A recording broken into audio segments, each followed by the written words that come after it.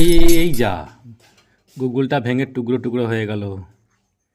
কেমন মজা হয় বলুন তো, যদি সত্যি সত্যি এইরকম গুগলটা ভেঙে যায় স্ক্রিনের মধ্যে। হ্যাঁ, এরকমই করা যাবে। তো একটা নতুন মজার ট্রিক্স শিখে নিই আমরা।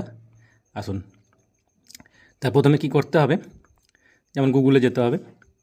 গুগলে গিয়ে সার্চ করে সার্চ বাটনে টাইপ করবেন Google, GOOGLE, Google gravity, GRAVITY, gravity. বা সার্চটা করলেন।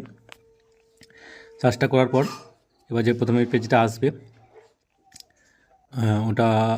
ওটাতে দেখবেন, এটাতে টাচ করবেন। এটাতে ক্লিক করলেই এই যে গুগলটা বেরোলো।